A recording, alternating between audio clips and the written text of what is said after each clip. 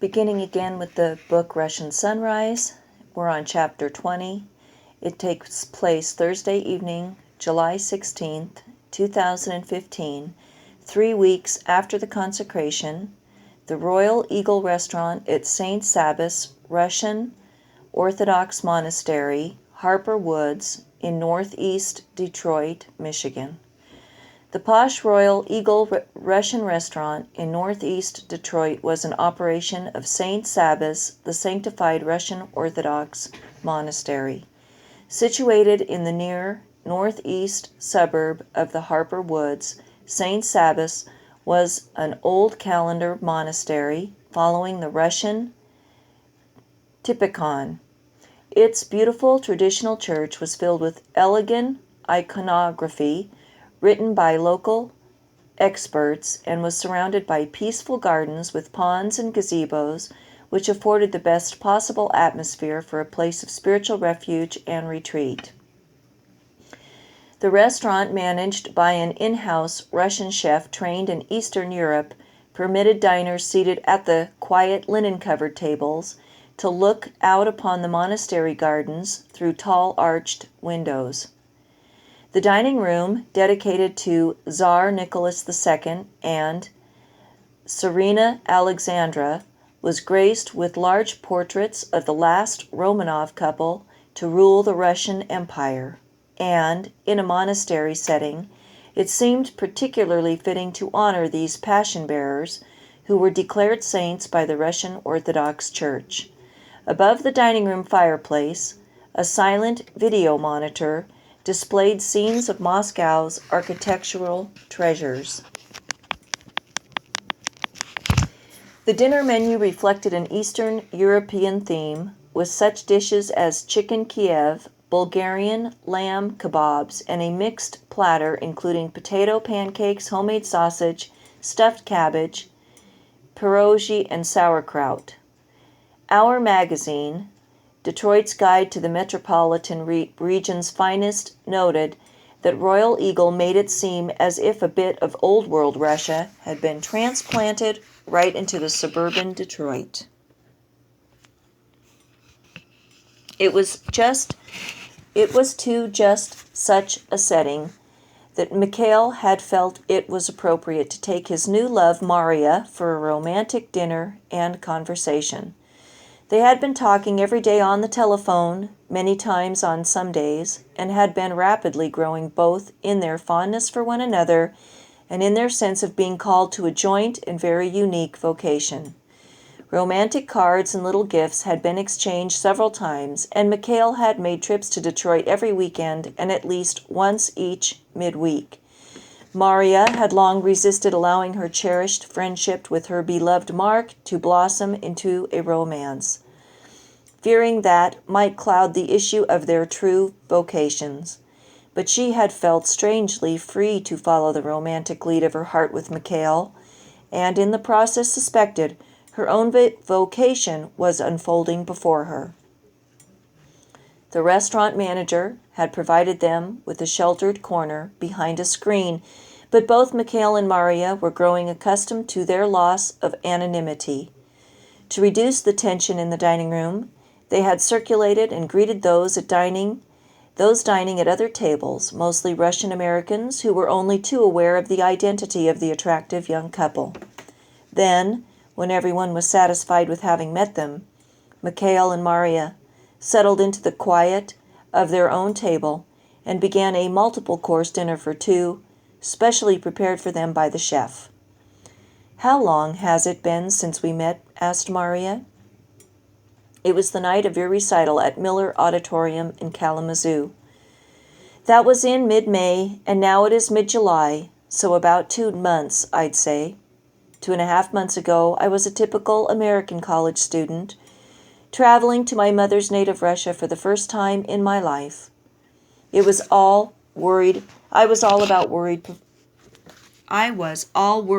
performing in the organ competition and was enthralled with the architecture and history of the Romanov dynasty so evident in the Kremlin. I was a young tourist. It was a lark, and then I would return to my real life as a music student at Wayne State. Then they added on the performance for the Pope's birthday, so I flew to Rome with my parents and felt that I was starting to grasp how the old world is fundamentally different from the modern America. But I still thought I would return to my real life as a student with my best friend Mark. And then? And then the assistant dean of the music school pressured me into doing a repeat of my Moscow performance in Kalamazoo. That was my fatal mistake. Fatal? Why? Because that was the night I met you, and then my whole world got turned upside down. It was that bad? Okay, well, right side up then. But everything changed all of a sudden. Would it surprise you if I were to tell you that I feel just the same way? But you're older. You've been through things.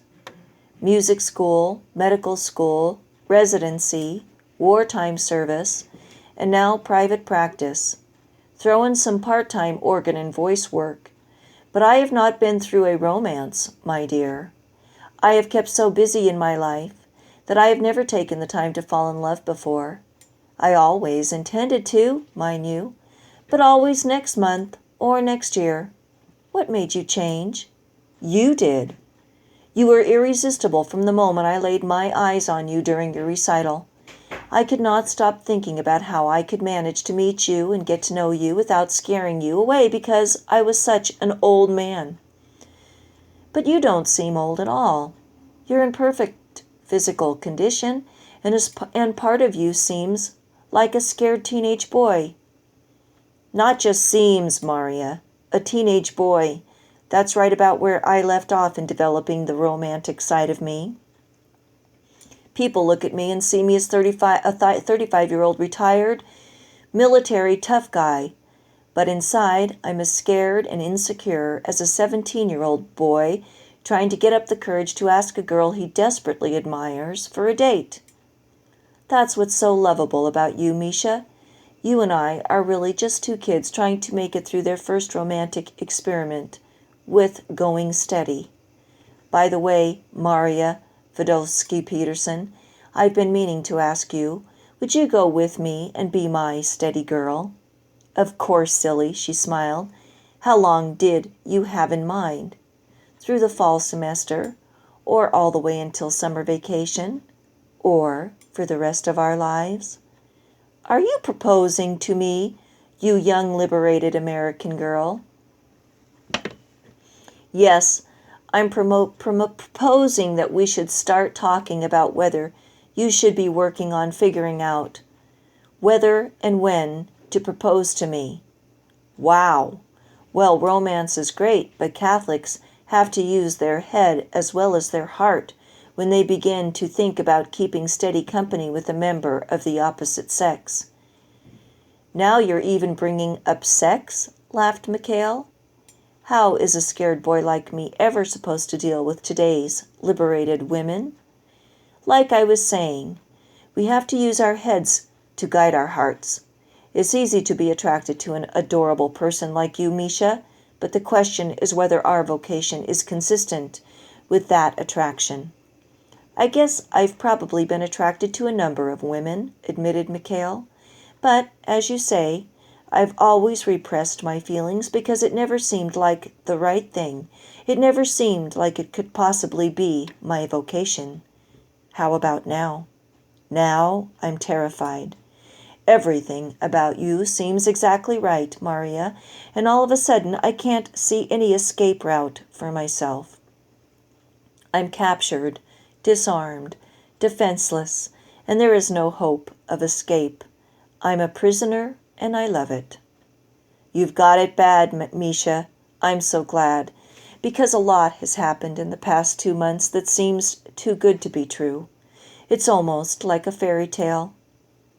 I met this impossibly handsome and intelligent and talented older man who seems very youthful and who just happens to be a crown prince.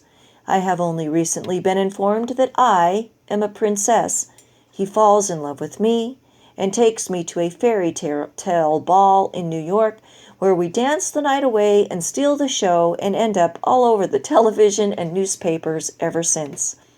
I begin to dream of spending my life with him, and then I sense that, if we don't watch out, we will end up as a king and queen, living in a royal palace and ruling over a Christian nation. It does sound a bit like a fairy tale, I admit, but that is what the human heart is made for. Life in this world is always full of heartache, pain, sickness, and sorrow, but life also provides glimpses, foretastes, if you will, of that perfect world that is to come, when God will wipe away our tears, and we will truly live happily ever after. My parents say that those who make their love endure for a lifetime do it by always looking at things on a higher spiritual plane. Even while they are temporarily angered or irritated mightily by some imperfection in their spouse, they continue to see in their hearts the fundamental love and goodness and faithfulness that their spouse possesses. They realize that it is just the same for their spouse, relative to their own faults. They are committed to growing old together, to being faithful unto death, no matter what it takes. And so it ends up becoming surprisingly easy, the more so the longer they stay together, because each new trial or setback becomes an even smaller portion of their overall life together. They're probably right. The purpose of marriage is not fundamentally to make the partners happy. Misha, you and I know what our faith teaches us. The purpose of marriage is the procreation of children and the rearing of them in the one true faith, so that their souls may have hope of heaven. Any happiness which the spouses may share in that project is an added blessing, but is entirely secondary to the fundamental purpose. Every husband is called to be a king in his own household. But that does not mean he gets to lord it over everyone and order them around for his own pleasure. No, to be a king is to have a vocation to serve, to sacrifice oneself for the welfare of others. A Christian king fears to take the throne because he knows it will mean taking up the cross. St. Paul wrote, "Husbands, love your wives, even as Christ also loved the church and delivered himself up for it." It is in sacrificing himself daily for his family that a real man, as head of his household, will find the happiness which endures. St. Paul also instructed wives to be obedient to their husbands, just as the church is subject to Christ. A woman who has a faithful Christian husband, who is constantly seeking to sacrifice himself for her and their children, will be truly happy in obeying such a man, just as our souls can only be truly happy when we are obedient to God. So, Maria, I want to begin asking if we might have a vocation together as husband and wife. Neither one of us can answer that with certainty just yet, but we can be openly discussing it even while we seek the guidance of heaven. Yes, Misha, humanly, I would love to marry you, but we must seek spiritual direction, and we must pray and fast and wait upon God. The stirrings in Russia are already most amazing. Even CNN shows Orthodox and Catholic churches crammed with people, and reports in Russian cities that many extra masses have to be added to accommodate everyone. Orthodox and Catholic priests are being flown in from other countries to help with the seemingly endless, long lines of people wanting to go to confession, most of them for the first time in years, and there is already public discussion at high levels about restoring the monarchy as a logical part of establishing an officially Christian government. Foreign reporters are almost speechless as they interview Russians at random on the streets and find that they are concerned about reforming their lives, practicing the faith, and doing what they can to cooperate with reordering their entire society according to the social teachings of Christ and the Church. Average Russians now talk about wanting to reclaim the glorious Christian traditions of pre-revolutionary Russia, no longer as a stubborn, separatist empire, but rather as part of the universal church based in Rome. So, There is every reason to believe that you and I will come under increasing public scrutiny, and that our quiet, private lives will soon come to an end. I could escape all that by declining to marry you, Misha. Then the press would forget about me. I could still marry my Mark, if he would have me, after all the hurt I have unavoidably caused him by spending so much time with you, and retreat into a quiet life somewhere in a Detroit suburb. Yes, but you would have to make certain that is God's will, just the same as if you do agree to marry me. Obstinately refusing one's true vocation and insisting upon another often results in enduring unhappiness. We have seen far too much of that in certain women and in certain men with the disorder of same-sex attraction, who obstinately insist they have a vocation to the priesthood, even though the Church has always plainly taught that they do not. Our lives are not our own, Misha. While that is true for everyone, it seems to be doubly true for those who can foresee a vocation to lead a Christian nation. We would have to be like a father and mother, not only to our own children, but to the nation as well. That's why Christian kings and queens, like priests, are assigned 2 guardian angels instead of the usual 1. The waiter interrupted their conversation, exchanging their traditional Russian Tower of Basil salads for the main course, a trio of Bulgarian lamb kebabs, lemon-roasted Alaskan salmon, and chicken Kiev with appropriate accompaniments. Misha, how will we find the time to collect ourselves and to determine the course that heaven is asking of us? I am beginning to feel as if world events are accelerating, and soon we, will be engulfed. Someone very good has already thought of that. Sometimes I think he is my 3rd guardian angel. Do you know Don Brown, the auto parts magnate? Well, I don't know him. He's famous here in Detroit. He's one of the richest men in the world, and he says he wants to give away his entire fortune for Catholic causes before he dies. Right now, his big project is building tuition-free Catholic schools for inner-city Detroit. Those who can pay something do, and those who can't attend anyway. Right.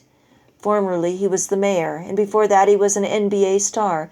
But most importantly, he puts his Catholic faith first in everything he does. And recently, he has been working behind the scenes with my brother at the epicenter of world-changing events. You mean Father Kyril?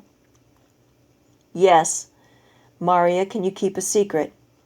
Something the Vatican has thought it best not to disclose just yet, but which you, as a potential Russian Tsarina, should probably know.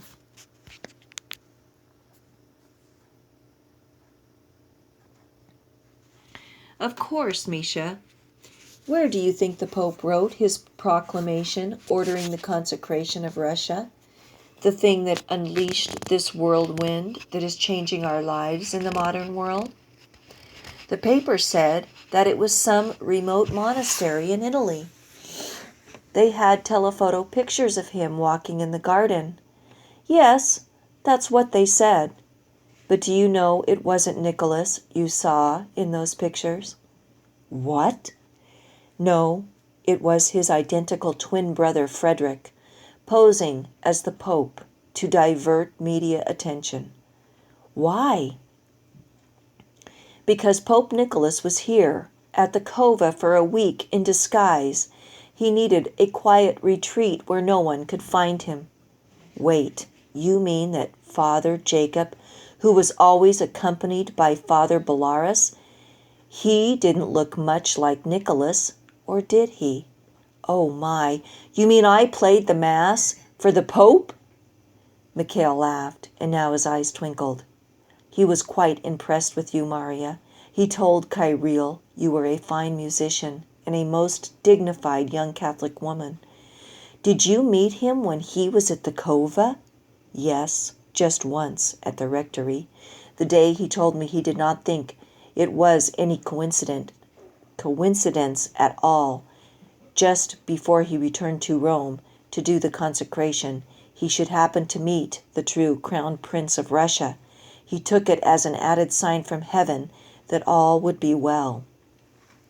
My parents met him in Rome on his birthday and had a private audience with him, and they did not recognize Father Jacob.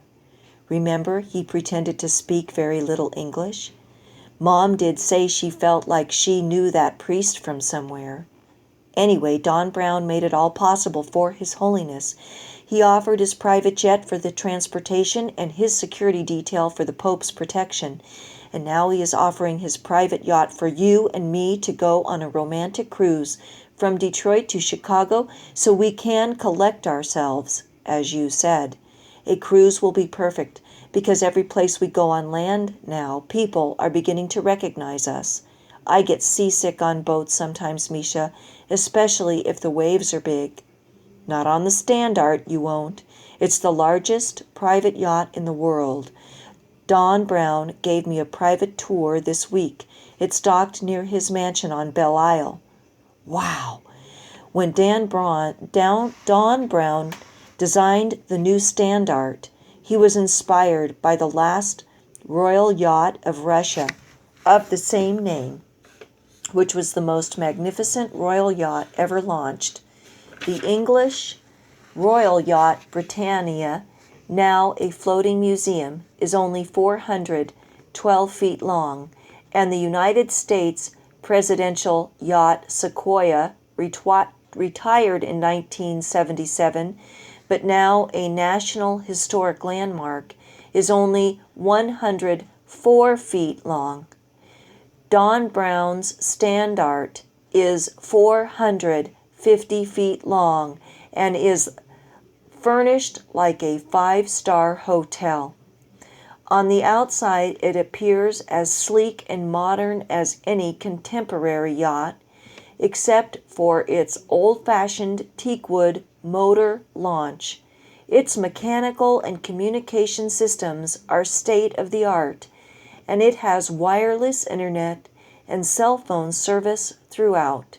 But its interior decor was designed to emulate the traditional elegance of ships from the turn of the 19th to the 20th century, like the original Standard and the Titanic. It boasts a royal-style dining room with 2 fireplaces, a 2-story ballroom, which can double as a theater. It has a stage that can accommodate an orchestra of 25 players, including a Steinway concert grand piano and a gilded Lion and Healy concert grand orchestral harp. In the rear of the ballroom is a 2-manual pipe organ, specially braced by Vladimir's Detroit organ shop for a sea-going vessel. Opening off the ballroom is a small, traditional-style Roman Catholic chapel with the Blessed Sacrament reserved on the antique high altar by special permission of the Archbishop of Detroit. When closed, it serves as a private adoration chapel, and when opened up to the ballroom, it can accommodate everyone on board for Mass. There is a large wood-paneled library with a fireplace filled with traditional Catholic classics and computers with internet access and comfortable reading chairs and writing tables. On a lower floor is a modern fitness center, a handball court, and an emergency medical suite. On the upper deck is a 1/8-mile running track, a tennis court, a lap pool, a hot tub, a sun deck, and a helipad. The 4 luxury guest suites all have separate living rooms with private balconies, wet bars, and full private baths. And the master guest suite has all those features, but adds a private dining suite, a grand piano, and a private study with a fireplace. The yacht also contains 20 standard double staterooms for guests, all with private full baths, and on a lower deck 30 double cabins for up to 60 staff and crew members.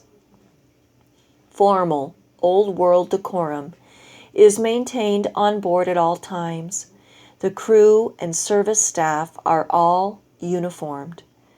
A traditional Catholic dress code is enforced.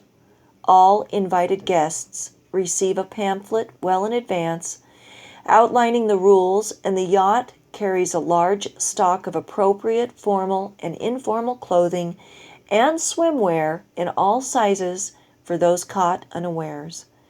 Don says that people who cruise on his yacht feel like they have returned to the elegance of pre-World War I Europe.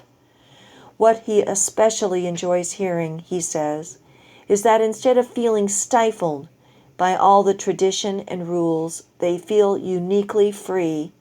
Men feel more like men, and women feel more like women, and they feel that the staff, who are all Catholic and come from many nations, seem more like family and friends than typical employees. But if Mr. Brown wants to give away all his money, why does he live in a mansion and keep a huge yacht like that? He and I talked about that the other day.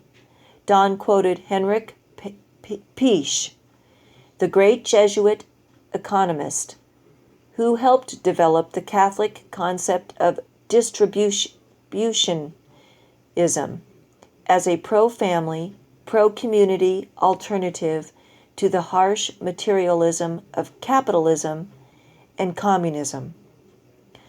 Piëch said that luxury is a relative concept. He argued that there is a proper, dignified luxury that is appropriate to a person's station in life. The ongoing and quite proper progress of mankind toward a higher and more refined culture and an increasing beautification and nobleness of life confirms this.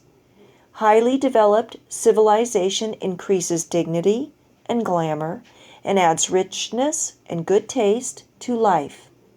Unlike the pagan Diogenes, who lived in a barrel and dressed in rags, the Christian seeks to have simplicity of soul and purity of spirit, but accepts material blessings consistent with his place in society, provided they are not obtained through unjust deprivation of others.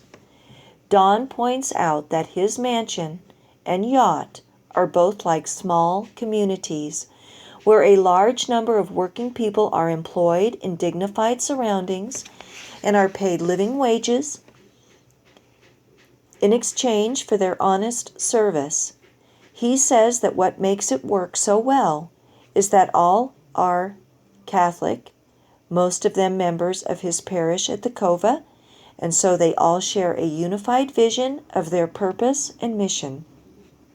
Years ago, some of them were unemployed and on welfare, or trapped in minimum wage jobs where they were treated with no respect. Now they understand that the mansion and the yacht are used for others, to entertain and to educate people of influence, and to reward those who have served the community well. Don only sails on the yacht for vacation twice a year, 2 weeks in July on the Great Lakes and 2 weeks in the Mediterranean in the winter. The rest of the time, it is providing reward cruises to those who have served the community with honor and dedication. The teachers and staff of his Catholic schools get to take their families for a week each summer. There are a couple of cruise weeks for religious to go on vacation, and sometimes Don will host world leaders at the mansion or on board the yacht as a way of getting their ear to listen to Catholic principles. That's very impressive. And how did the Tsar use his yacht? Much the same, actually. 2 weeks each summer for family vacation, and the rest of the year the Standard was kept busy with state functions. Misha, do you know much about the original Standard? Okay, just a bit of history then. Russian history. The original standard was ordered by Tsar Alexander III in 1893 and was launched in 1895 after Alexander's unexpected death from kidney failure in 1894. It was 420 feet long and was outfitted like a floating royal palace with teak decks, mahogany paneling, crystal chandeliers, and a full crew of servants. It was manned and operated by an elite corps from the Russian Navy and was escorted at sea by naval vessels for protection. Alexander's son Nicholas II added an Orthodox chapel, since he and his family went to confession, heard Mass, and received communion daily. Each June, the royal family would go on a 2-week cruise along the coast of Finland in the Baltic Sea. They would go ashore on remote islands where they could spend the day in privacy, swimming, picnicking, and hiking. Sometimes Nicholas would show up in person unannounced at private coastal estates and respectfully request permission from the gentlemen of the house to use the tennis court.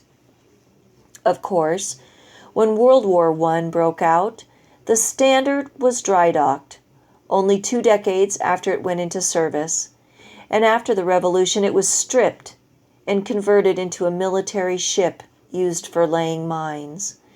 In the 1960s it was scrapped and no longer exists. So, in its day, it was as magnificent as Don Brown's yacht, and was used for purposes very similar to how Don Brown uses the Standard. Of course, the royal yacht was a place for entertaining foreign heads of state, and for bestowing honor upon those who served the nation well. And who knows, perhaps one day some future czar will revive such customs. The waiter arrived to ask if they were ready for dessert. He presented them with a tray of tempting delicacies, including chocolate mousse with berries, creme brulee, dark chocolate lava cake, and crepes with raspberry filling. Both being natural athletes who were trim and fit, they did not hesitate to indulge. But when Mikhail ordered American coffee, the waiter momentarily winced, just enough to cause Maria to laugh. She then ordered a coffee Amerikansky, and they have this titled in Russian, which I can't pronounce, pretending that by ordering it in Russian she could mitigate the offense of being so fragrantly un-European. They both knew that a European restaurant in America can't survive long without serving American coffee in large cups with several free refills, and they were calling the chef's bluff. "That will be my first official edict as the new czar," whispered Mikhail, feigning a look of regal imperiousness and taking a pen and notepad from his pocket. "American coffee will be always available in all the royal offices with unlimited refills. Everything else can be traditional Russian, but no modern kingdom can possibly be properly governed without American coffee for the leaders." Maria laughed out loud, and her eyes twinkled. "I can see already why the Russians might be skeptical about placing an American on their throne. Well, we can expect to be interrogated extensively both by friends and adversaries, and it will all be published for the entire world to ponder. Misha, when can we go on this wonderful cruise? Don and I are thinking that just after Labor Day will be the best time. On the Great Lakes, summer doesn't really set in until July, when the lakes have warmed up, and then they retain their heat and keep things lovely until late September. Labor Day this year will be Monday, the 7th of September. We will set sail up the Detroit River on Wednesday, the 9th, crossing Lake St. Clair, and by the weekend we'll be at Alpena on Lake Huron. We will visit a private hunting club in northeastern Michigan wilderness, where I will plan to do some shooting, and we'll go touring on the Standard's fleet of Harley-Davidson motorcycles. Then on Monday, we'll dock at Mechanic Island in the Straits where Lake Huron joins Lake Michigan. On the island, no motorized vehicles are permitted, so we will go by horse-drawn carriage from the boat dock to the Grand Hotel, the world-famous historic white-columned hotel boasting the world's longest porch. Don has arranged for a Tuesday evening formal ball with a live orchestra playing waltzes, just like at the Romanov Nobility Ball. Most of the Romanovs have been invited, in fact.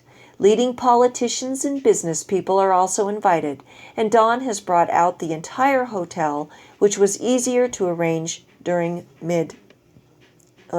Don has bought out the entire hotel, which was easier to arrange during midweek. How magnificent! But another royal ball so soon? People will begin to think we are an item. Who can tell? Perhaps we will be after a few days at sea together.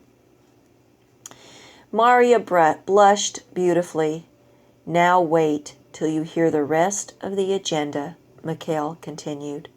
On Wednesday, which begins our second week, we will set sail for Chicago, stopping off at Beaver Island for a day of hiking and cycling on Thursday, and then on to Clairvoy for the night, where we will water ski on Sandy Bottom Lake Charlevoix on Friday. Some say it is the most beautiful lake in the world. On Saturday, we'll dock at Traverse City and drive the 15 miles out to the Interlochen Arts Academy, where you will repeat portions of your organ and piano performance from Moscow and Kalamazoo.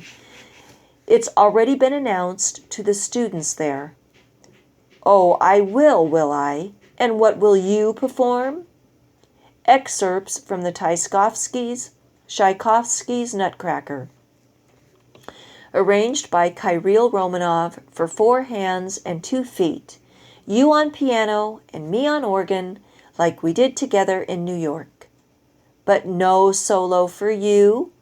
Oh, I may sing a popular Russian-themed love song, also recently heard at a certain ball in New York, if I can find anyone to accompany me. I see.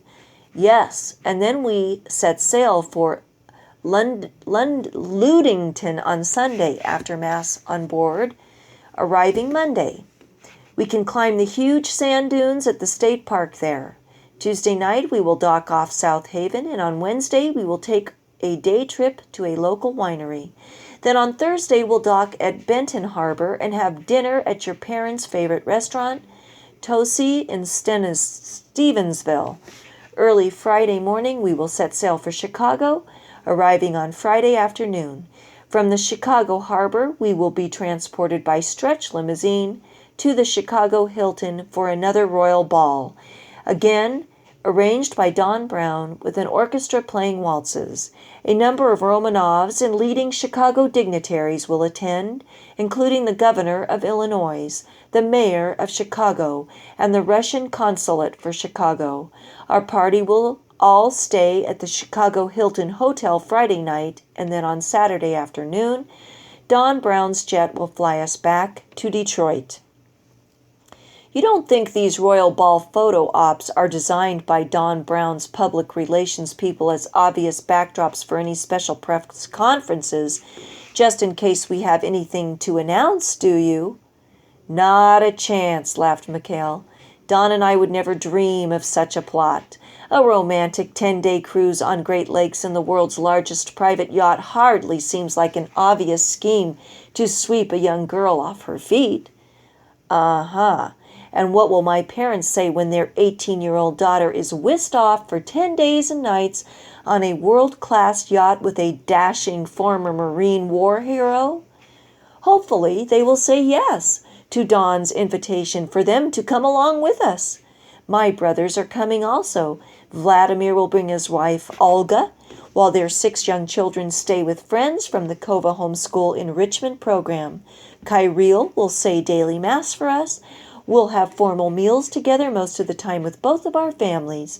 Your parents will get the master luxury suite, and the other 4 luxury suites will be assigned to you, Vladimir and Olga, Kirill and me.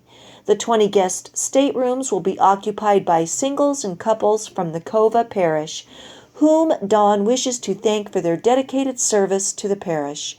His household staff are organizing a 2-week homeschool camp for their children at Camp Sancta Maria up in Gaylord, which is unoccupied after Labor Day. The children will have daily mass and outdoor sports activities, including horseback riding, intermingled with their homeschool study sessions. So we will sail the Great Lakes in the company of our families and good friends from my family's parish, which is also your 2 brothers' parish. Good company and private time together when we want it. By the time that trip is over, I will be defenseless against you, Misha. Then you'll pop the question and I won't be able to say no. There is no legal drinking age enforced on board a private yacht at sea. Hopefully that will help to lower your resistance and impair your judgment just enough. We are going to be praying every day for heaven's guidance. There will be daily mass and rosary on board, and priestly consultation will be available at all times. Can I trust the advice of a priest who is your brother? No, he may reveal too many things about me, since he will be bound to look out for the good of your soul, so probably I won't stand a chance of convincing you to marry me. It's God who has to do the convincing, Misha. So far, I think he's already made a big head start. Now, don't terrify me before we even set sail, young lady. The waiter grunted slightly as he poured Mikhail's 4th cup of American coffee and Maria's 3rd. Mikhail indicated that they were finished except for an after-dinner shot of vodka for him and sparkling grape juice for her to toast the end of their evening. Soon the youthful couple were back in Mikhail's BMW and on their way downtown to Peterson's condominium. Once home, Maria enthusiastically recounted the evening news of the upcoming cruise to her parents, given the intense press scrutiny that they were all beginning to experience. There was no chance that either George or Katerina or Maria was likely to encounter any opposition from important superiors at their respective universities for their sudden September absence. If anything, their emerging popularity in the public eye would only be good for the reputations of their already well-respected schools. If insanely jealous colleagues who were not their superiors should become disgruntled, well, that was all in a day's routine at any university on the planet. And that ends this chapter, and we'll begin again with chapter 21 on the next YouTube. Thanks for listening.